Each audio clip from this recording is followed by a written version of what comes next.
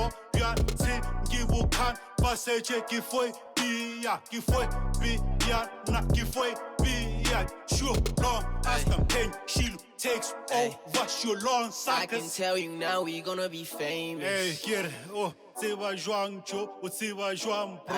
Hey, hey. I can tell you now we gonna be famous. I kulunyelwa emlilweni. I kulunyelwa emlilweni. Tula. I can tell you now we gonna be famous.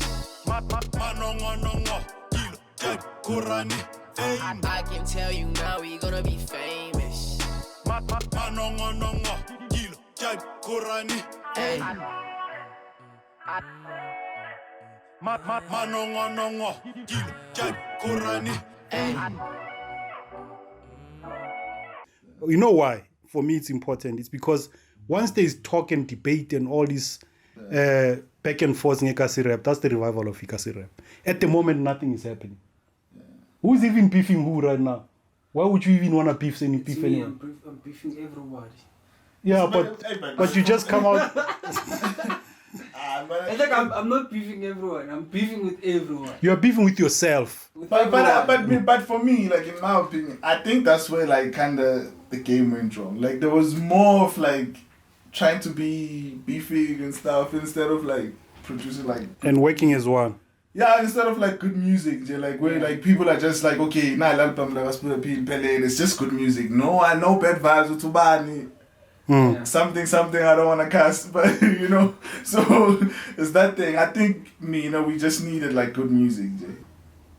I wouldn't say meaning it's South African hip hop feel. You know, a lot of people confuse like this thing where what am I trying to say?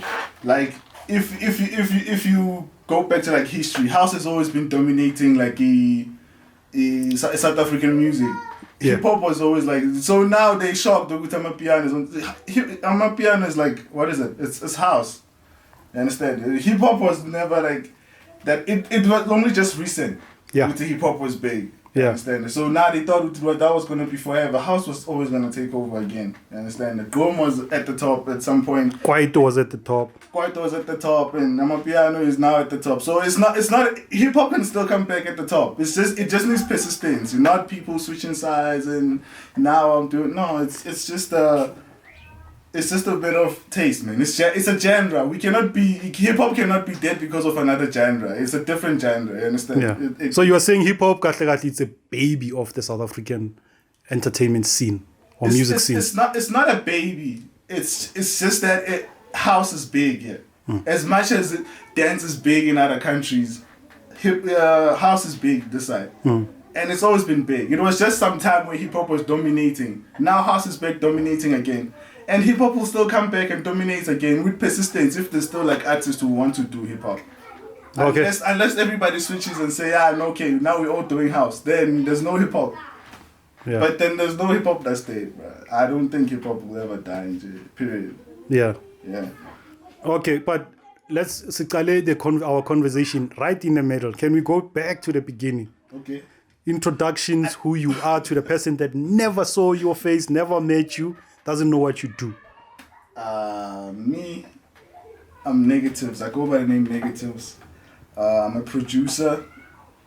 I'm a recording engineer. I'm a mixing engineer. I'm everything, Jay. You know, I'm just a musician, really. If you've never heard of me, you can check out songs from Sbuda P's releases. I produce some of the stuff. Leezy, I produce some of the stuff. Herena, I produce some of the stuff. There's a lot of people. I don't want to just, I could just list a lot of people, but yeah, I'm just a producer, really. I'm based in Soweto. Yeah, so far. Before this whole music thing, what was happening with your life? Before this whole music thing, I was at school. I was at UJ. I was studying science, which is contradicting everything. That's far. Yeah. I was doing BSc physics at BETS at UJ, and then that was my life then. And then now I'm a producer. Because I love music now. It's just always like sometimes before you find your path, you always go around certain things, and then you end up like, okay, no, this is actually what I love. You understand? So music turns out good. It's been something that's that's been constant. That's something that I've been doing. I've been doing music like since high school and stuff. So it made no sense for me to like do science. Okay, I love it too, but then it made no sense for me to go that route. Understand? The quickest thing for me would have just been just studying music and then that's it.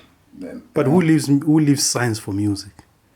Unenkinga ndoda. Nah, but, yeah, you can say that, but for me it's like, what do you love? What do you enjoy? You understand? You know, where will you like make a major contribution in? Where will you be? You could be a useless scientist, or you could be a useful musician. So you choose, you know. So I thought I really thought I would be a lousy scientist. So that's why I really thought so. Not undermining myself, but I just think that I can like be more productive via music. And the seniors in the family, how did they feel about the switch? The switch?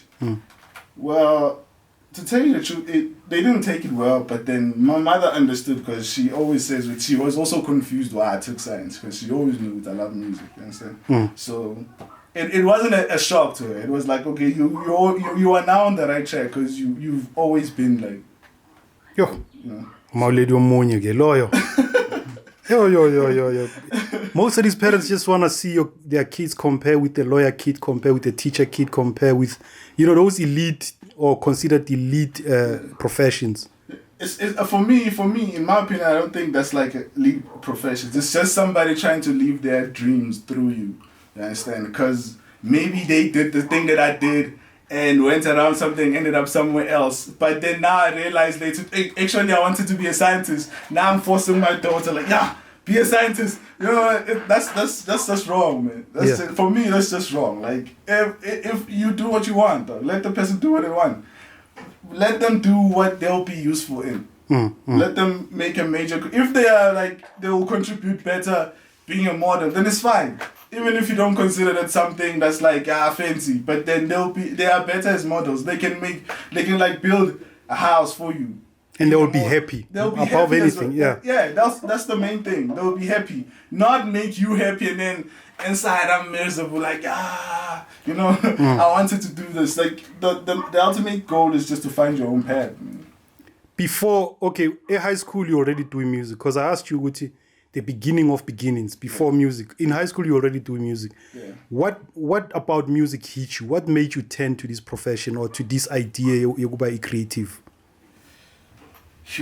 Hey, you know, some things are difficult to answer because you never really think about that when really, you know.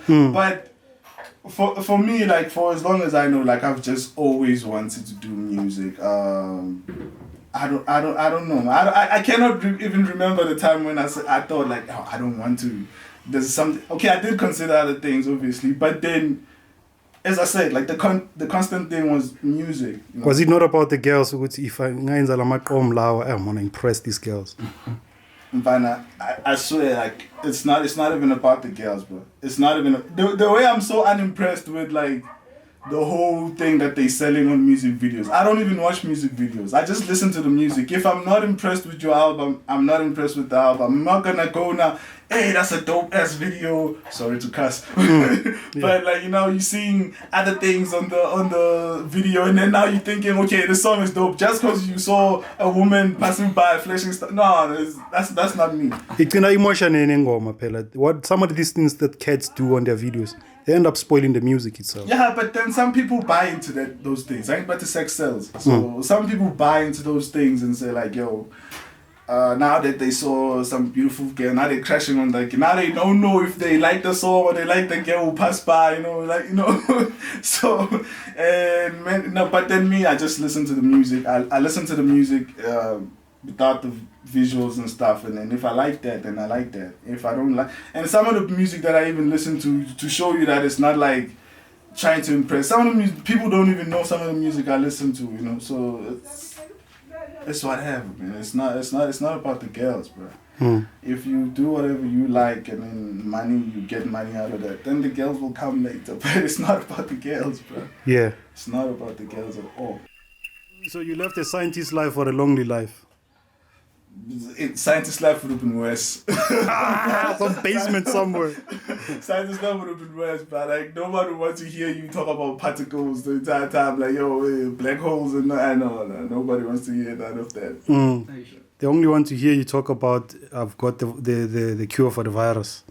Then you have a platform for a day and it's over. Even that, it would be stressful because for you to get that, you would have to be on your own for the longest time. So it would be like, hey, this weirdo finding the cure,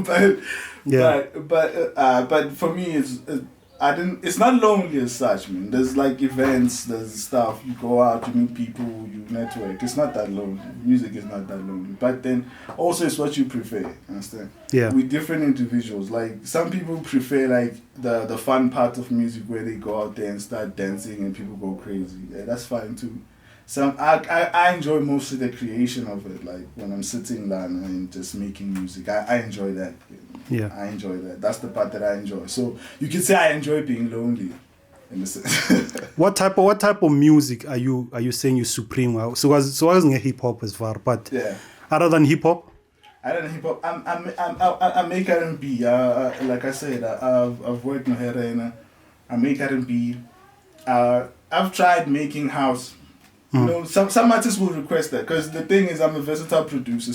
So when somebody says to me, okay, let's produce like a house record, then I would have to put myself in the shoes of whatever is happening in that space in music and then try to produce a house record. Or my piano, we can also do that. There's nothing wrong with my piano. It's a genre as well, like I said. We can do that as well. But it's just for me, it's not the main thing. Hip hop is the main thing for me. That's where I'm comfortable. That's where I'm happy. But I do the other stuff as well. I do everything. Who among the producers at the time you started influenced you to really do this production thing? When I started, when I started, I used to look up mostly to the guys like in the States, because hip hop, like this side, it was still like not that big this side when I started. So I used to look at like your Kanye's, your Dr. Dre's, your obvious ones, your obvious choices, your Just Blaze and stuff, and your Timberlands, those stuff were really good. But lately, I have like my favorites this side, your Lunatic, homie, shout out. Yeah. But yeah, your Lunatic, your Ruff-ATM, there's a lot of dope cats now. Hip hop is just alive this side now, There's a lot of dope cats this side. There's a lot of dope producers. Infactist, Infactist is dope too. Like you need to check out homie. He just dropped an album. Yeah. And yourself, of course. Yeah, and myself. You have to check me out as well. Like there's a lot, but it's just I don't know, man. Influence comes from a lot of places. I draw influence from a lot of places. I don't just draw influence from producers, Like sometimes it's just artists, And it also like with production, I didn't just start like, I'm a producer. I'm just when you start out, obviously you don't even have like a PC. When I started out, at least I didn't have a PC. So it's PC campinjako. Yeah, you get there and then homie has the things to do music and then you're just visiting every day because of that. And you're annoying. You know how much you FIFA. Yeah, and you're surprised, why the fuck does this nigga want to play FIFA right now when we gotta be doing music? When you come in, people get pissed off because they know it's about to go down. Yeah. But yeah, man, it's like that. So when I started, I didn't even have a PC, and then made a little money. I don't remember how I made money, but I got the money, and then I bought my first PC. Niggas make money from drugs. Just go out and say we sold a few. We sold a few in the hood. I don't think that story sells anymore. It's not the way to go. I didn't sell drugs, for real. On the real, I didn't sell drugs. But I got the money. And then I bought my first PC. It's that one right there. I got my first PC and then I used that. It's not even for production. What year was that? Yo, I think it was 2009. It was 2009. Yeah, 2009. That's when I started. And what is happening in South Africa hip hop wise at that time? That really kicked you in the gut and said, bro, I'm in it. Nah, man, rap was like really, really taking over, There was a lot of things going on. There was still like, and the radio was still like, hyping up Kasi Rap as well, like your season scoops and stuff and everything. Like it was just amping up like the whole Kasi Rap thing, you know. It was just at its peak now. Every producer wanted to send their beats to get played on radio and stuff and have people rap on them. And Sbuda P's dope rappers, you know. So yeah, but yeah, that's what was happening really. That I don't have a vivid like picture of what was happening then, but yeah, I think that's what was happening. Like I remember that everybody just wanted to be a rapper at that time. Nobody was like, yo, I want to produce. So when you were a producer, you were just like an idiot. Like it's just like, yo, this one. And when you're saying Kasi Rap was emerging at that time, who are the producers at that time that are helping that wave? Yo, there's a lot, man. Chu-chu. Chu-chu was producing, still producing the manager. Yeah, there's a lot. Yo, there was a lot of producers. Dome, was he already on the set? Yeah, he was big. Speeka was also kicking it. Speeka is still kicking it, guys. You talking about legends right now. So Speeka is still like kicking it. Shout out to Homie as well, you know. Speeka is dope as well. Like Speeka was, I bet these beats were playing like every week there, you know. So you know. And so you're saying earlier on, you said earlier on, you said earlier on with artists also had an influence in you as a producer. Yeah. All right. Except Sbuda P, Deep Soweto, and G, we don't want to be biased, Ngobula. Okay. Let's. Okay. Let me just say, I wasn't just being biased. Sbuda P has been dope, bro. Yeah. So I didn't just say that just because he's here. He is here. So okay, I'd say.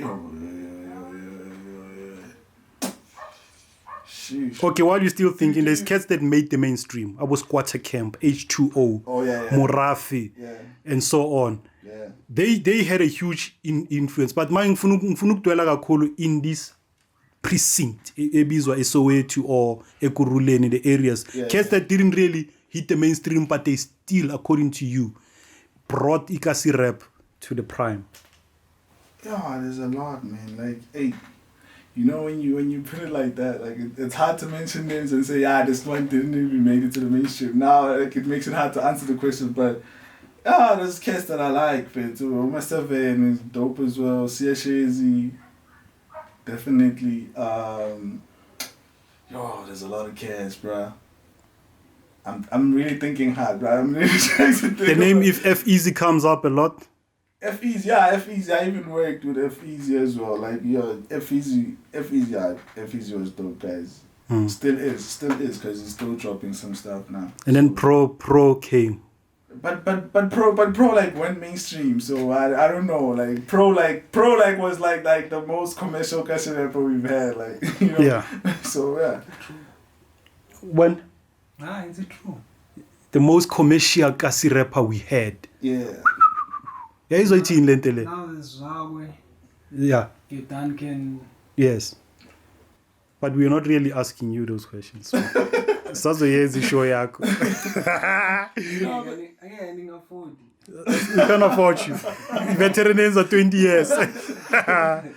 Okay, Zakwe, Duncan, commercial as well. Yeah. Are they really commercial? Yeah, to an extent, because if you think about it, they got more light than the other. There's a lot of kids that didn't really get to where they are. Like a lot of people can recognize it. Okay, this is Zakwe and he's big, and there's a lot of kids that can recognize it. This is Duncan. You know, some kids in the Kasi Rap, like some of them, like nobody like recognizes them, and they were like dope rappers. Not saying anything about them, but they were dope rappers too. So you know, so I can say those ones were in the mainstream because people can recognize them, you understand? And the scene itself, what were the areas or the movements that actually made Kasi Rap work at that time? Except about Season Scoop Radio, but we're talking like us, what was happening at my events? Events, obviously, the Dirty Old Star. That was like it's still a huge movement for Kasi Rap, you know. Dirty Old Star, you know. There's a lot, man. There's a lot. I remember also Sigi did something there when, also brought in like a lot of dope rappers. I don't remember what it was called, but what was it? Kasi Rap October happened. Yes. Slaghuis happened.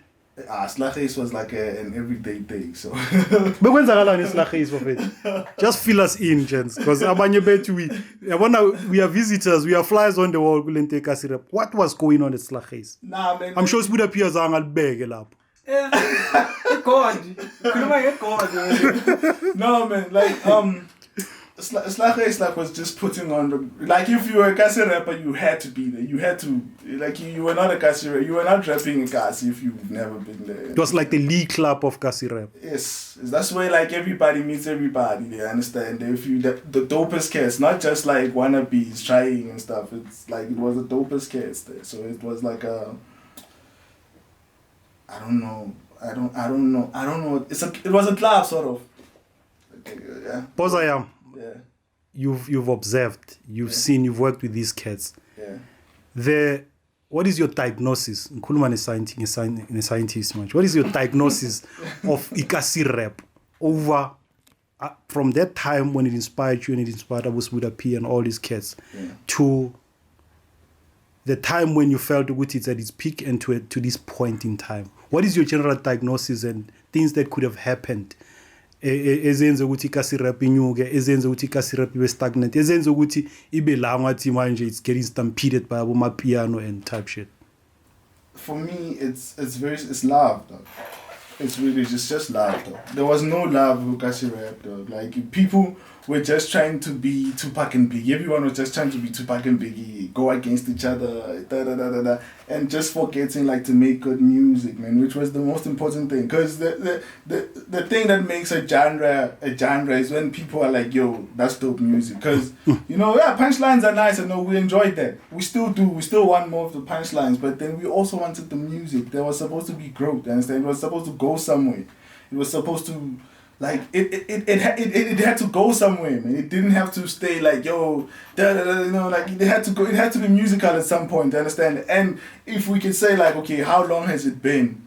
And then when we talk about, then we have to see growth. It's like amapiano. If you think about amapiano, because it's something that came in front of us, and it is where it is now. When it started out, that thing was just like something where DJs use it to just check if the speakers are like balanced and stuff. You understand? It was just that sound. Like, no one cared.